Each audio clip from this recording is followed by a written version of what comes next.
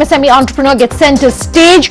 We get experts across industries and across areas to answer all of your queries. Tonight, we have Samriddhi Grover in conversation with Keshav Bansal, Director of Intex Technologies, the IT manufacturing major, to talk about manufacturing in India and a whole host of other issues. Do take a look. Thank you so much, Keshav, for joining us on Leaders of Tomorrow. It's truly a pleasure to have someone so young as you to join us on the show. Pleasure. Okay, let me start from the very beginning. The Intex Group, as per se, embodies the Make in India vision, especially in the space that you are, and we haven't seen many domestic manufacturers in this space. So how did your father really get the idea of getting into the mobile phone, the electronics, computer space? We are a 20-year-old brand. We started with just one product, Ethernet cards, in '96. We've always been centric to bridge the gap between providing and empowering consumers with the latest technological advanced products with an affordable price. So at that time, in '96, Ethernet cards was something with which we started with. Going with the years, we started diversifying into new product categories. We got into speakers in the year 2000 because mostly at that time the speakers market was, I would say, it was a monopoly of the MNCs. And if you talk about Make in India, Intex got into Make in India, started manufacturing speakers much before the Make in India movement started. We set up our first manufacturing plant in the year back in 2004. So I think the vision was always there to become leaders in whatever categories Intex operate in, and therefore I think it's really important for any brand today, if they aspire to be leaders, it's extremely important for them to have the manufacturing ecosystem under their roof. We diversified into feature phones and smartphones in 2007 and 2012 respectively. We started with only a couple of models, I still remember, and over the years, as we see today, Intex has a huge portfolio of 4G smartphones, and we are proud leaders in the domestic Indian mobile handset market. So you think it's really visionary of our Honorable Prime Minister to get in the Make in India vision and make India a global manufacturing hub, because that is the way forward? If I talk about India 10 years back, there was no talk about manufacturing, and at least I would say it has been the perfect start. The foundation has been laid, and the vision of Make in India is, if we understand from the larger perspective, if we talk about MSMEs, or we talk about big corporates, or we talk about country as a whole, it is a very logical step for any country's economy to grow. I mean, till the time you're not a manufacturing global giant, you can't really move ahead. And the moment you have manufacturing under your roof, you have a better control over product quality, better control over product timelines. The research and development also comprise somewhat innovation, So I think all these factors create and complete entire manufacturing ecosystem with which any brand definitely benefits and moves higher up the ladder. So you talked about your price point, and that is definitely one of the USPs that you have. Was it a thought through move strategy to keep your pricing pocket friendly, because that's how you can actually connect and appeal to the masses? I would agree with that. We need to understand India is an extremely price sensitive market. And from day one, we've always actually thought about being a brand which empowers technology to the masses. And when you talk about masses, if you have to reach to the masses, you have to be priced at at pocket friendly or affordable pricing, because you can't really raise your prices high, and you can't be high priced and then reach to masses. So I think that has been one of the extremely important aspects around why Intex is so successful today. But this space is really competitive. There's cutthroat competition here. And do you see today the consumer becoming more brand conscious? So do you see them swaying towards global brands, big brands, and go ahead in the market and buy those? Is that a challenge you're facing currently? Let me go back a little in the history. If we talk about the years 1990, 1990 between. There was only one car brand. I remember my elders telling me Ambassador. and it was kind of a monopoly that time. But the moment 1992 we opened the liberalization policy came in, we had a slew of automobile car companies coming in throughout these years, only to realize that the market has opened up, the consumer is benefiting, there are much more technological advances going on, a lot of innovation going on, prices have gone down. So one should really understand that I gave this perspective to anyone to understand that competition is always good for the market, for the consumer. It opens up the market, it brings technological innovation, it brings the prices down. So the consumer and the brands, all of them really benefit. So first of all, we enjoy this cutthroat competition. Definitely, you have both the pros and cons. If you were to talk about challenges, it does ensure that we are on our toes all the times. We feel that nobody understands the pulse of the consumer any better than us. So I think it does open doors of innovation, technological advancement. What are the innovations, if I can ask you, that we can perhaps look forward to in the domestic mobile handset market? Well, as we just discussed, I think mobiles have become more like an FMCG commodity, and I would say innovation would be regarded and synergized with more to do with the variables in the going next to 4 to 5 years. Currently, the variables market is a little low. It's not that big. It's in its nascent stages. But I think 4 years, 5 years down the line, we would expect a lot many things happening in the wearable devices.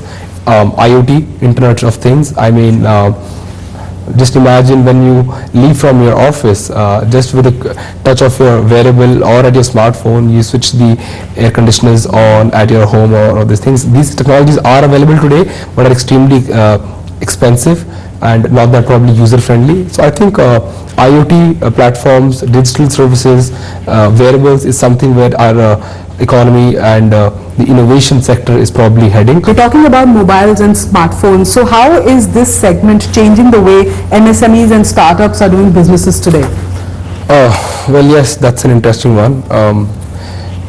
If we see over the years in India, the usage of mobile phones has been increasing drastically. We started with feature phones, now diversified into smartphones. Currently in the Indian economy, I think of the total mobile users, 60% are feature phone users and 40% are smartphone users. We talk about any government initiative, mobile phones is the centerpiece of everything. We talk about digital economy, we talk about Skill India, even the recent move of demonetization, we see that the smartphone usage is going to only grow. Technology in your hands, whether it be the increasing use of payment wallets, or skilling people, or tracking anything. Today if you have to be leader, you have to grow. Technology has to be the center stone for you, and everything, all the entire ecosystem should revolve around that. And the technology has made our lives so much better and easier. You talked about various government initiatives, the Skill India, Digital India. I also want your views on GST, which everybody is talking about and is the buzzword these days. Is that going to impact your business? And if yes, how do you see that going forward? Before GST, every state has its own tax structure. There were a lot of accounting issues, primarily leading into accounting inefficiencies. GST brings all the 29-30 states of India under one roof, one tax for one nation. So I completely am very, very positive about GST. However, at the same time, the distribution channel in the current scenario is extremely uncertain, I must admit, about how the consumer demands are going to vary post GST rollout. Therefore, in the current scenario, we definitely see a lot of corporates and the industries being affected with a lower distribution channel purchase. So But again, having said that, if you look at from the long-term point of view, if I talk about mobile industry or if I talk about the consumer durables industry, post GST, the final prices of the products are more or less going to remain the same. I'm extremely positive about the GST move. Yes, there is a little uncertainty in the short term, but if you talk about the long run, it's going to benefit the country, the brands, everyone. You don't see the demand being hit? In the short term, I must admit, yes, prices of the products are going to remain the same. It's just about the uncertainty amongst the entire environment. Again, it's the biggest tax reform, so there are going to be little hiccups, but I think it's a great move and I completely support it. Well, hold that thought, Keshav. It's time for a quick break, but after this break, I want to know more about your association with sports and your personal journey as an entrepreneur. And also, since you invited us to this Intex mansion, I would like you to show us around a little. Stay tuned, we'll be back.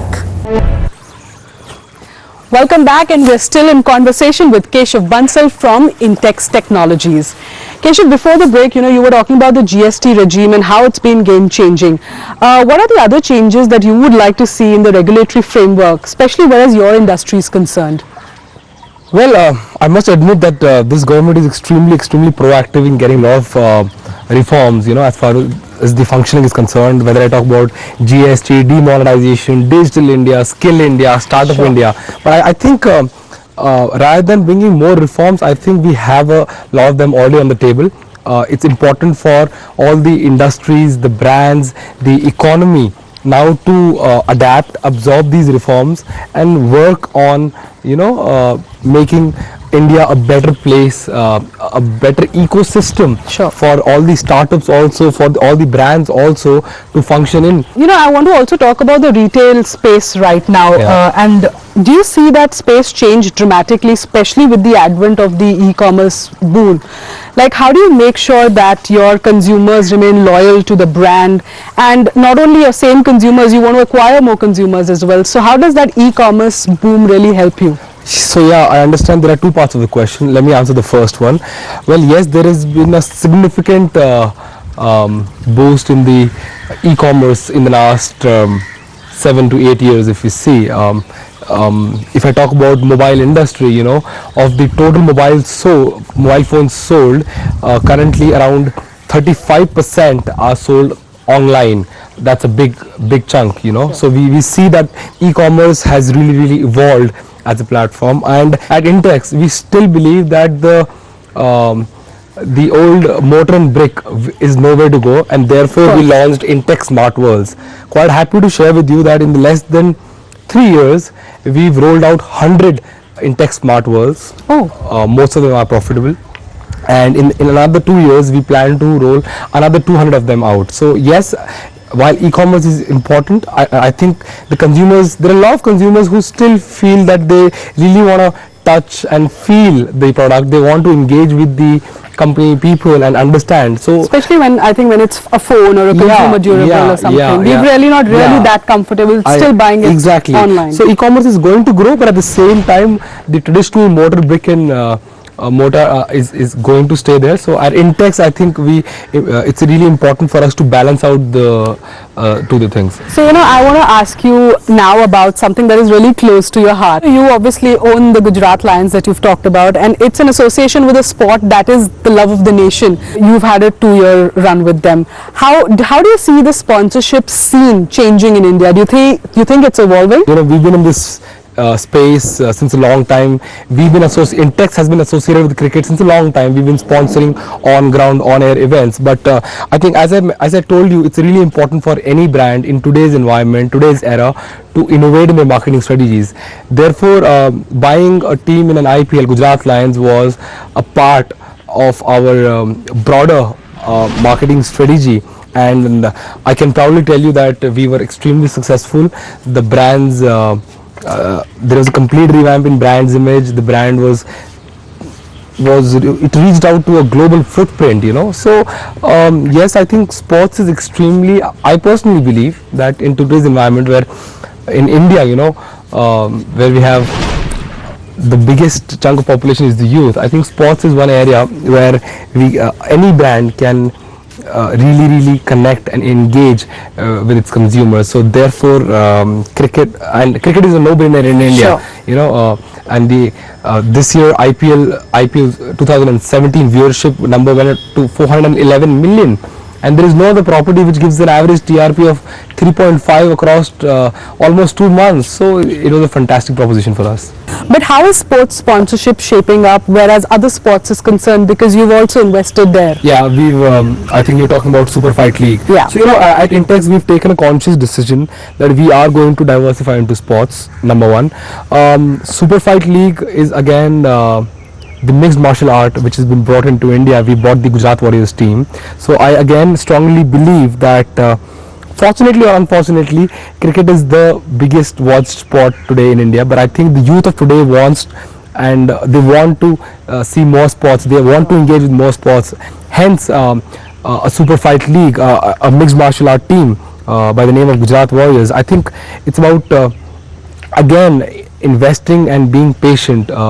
It will take time. It will take 3 years, 4 years, 5 years, you don't know, but these things will grow with time. So I think it's important as youth of this country today that we spearhead, and we as a sports enthusiast myself, it's important for us to support the sport ecosystem and how to build on it. And you know, what better way to take that forward, you know, by using technology, and you've invested in this app called Routers, which is connecting fans together through this medium. You know, That's take right. us through that. That's right. So Router again, I believe, is a path-breaking sports app.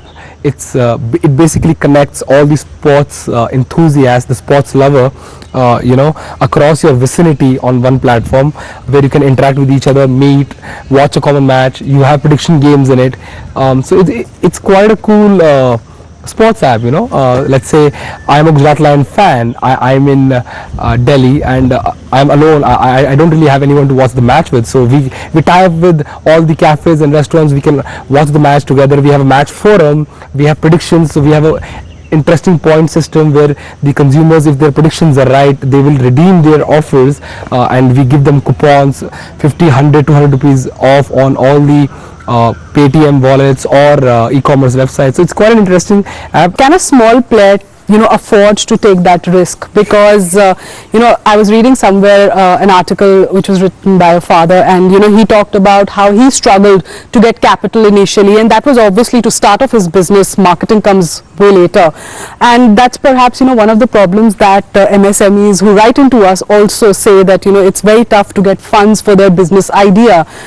So what do you have to say to them? Because you know, everyone's on a tight budget, literally cash, you know, restricted when you're starting out. Well, that's a very important point. In '96, Intex was started with merely rupees 20,000, and today we are a $1 billion conglomerate. Sure. And yes, while discussing with my father or with other startups, it is capital is definitely one thing without which you cannot grow, and is probably one of the most painful areas where a person gets to struggle. So I think, having said that, however,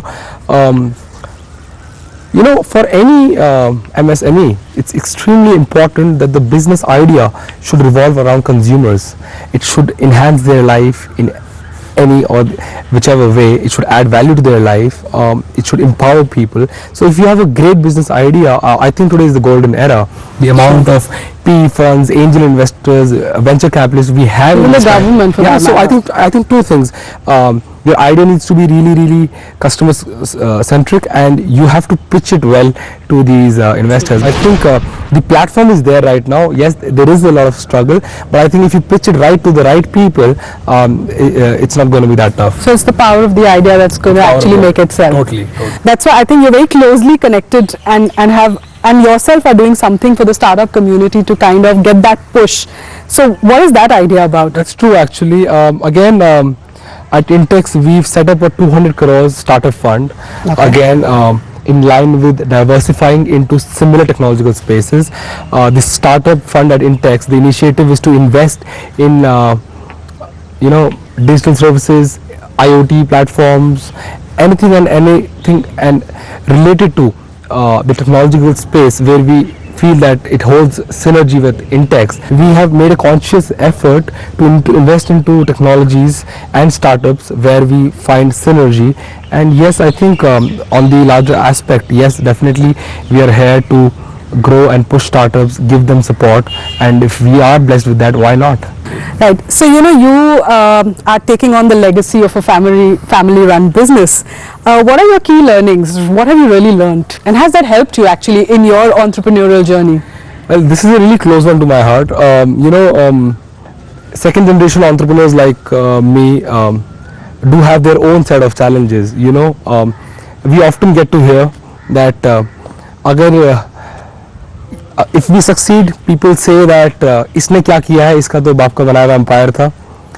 If we don't succeed, if we fail, we get to hear that he was not what a as fool. good. Yeah. His father gave him a ready-made food on platter and he's not able to succeed. So we have our own set of challenges, but at the same time, again, earning respect, my father made it very clear from day one, just because I'm his son does not entitle me to occupy the hot seat over there. But it's been an exciting journey, I must admit. I started when I got inducted to the business. I joined the logistics department. I was in my third year in my college. I started from the most basic job of loading and unloading of boxes, cabinet boxes, in the scorching heat of Delhi. So you're not feeling hot right now? No, I'm not. So I completely believe in starting from the grassroots level. Somewhere down the line, I now understand the value why my dad started mentoring me and got me through the logistics department and then moved me up the chain. But can family-run businesses, be managed professionally? Well, that's a tricky one. They can be. We have some good examples in our industry today. It is actually all about the mindset, which in India specifically, it has been mostly that the son will take on the father's empire and business. I think most of Indians feel that way, I think, but at the same time, I feel that now is the time which has started to come, and it's not really difficult for professionals to take the legacy forward. My final question to you, any words of advice that you would have for our new age MSME entrepreneurs, because a lot of them must be looking up to you also. Sure. as a model, who's someone taking on the reins of such a big business empire. Just keep following your dream. There are no shortcuts. These are the old ways, but I think I can actually share what we follow. We are extremely disciplined. We try and be focused on not too many distractions, and there are going to be really low times. You have to keep believing in your idea, and again, important to there are a lot of incubator facilities available these days. So if the startups and all the new MSMEs go to these incubator facilities, they do get a lot of guidance. Sure. Again, extremely important is your mentors. You need to have some kind of a mentor or mentorship program who do guide you in the right direction. So I think it's a mixture of all these aspects. If you combine all of them, I think I'm not really sure about success or not, but I think you're going to move ahead further up the ladder. Well, thank you so much, Keshav, for joining us in Leaders of Tomorrow. And it was a real pleasure talking to someone who's taking a family empire to actually the next level. Thank you so much.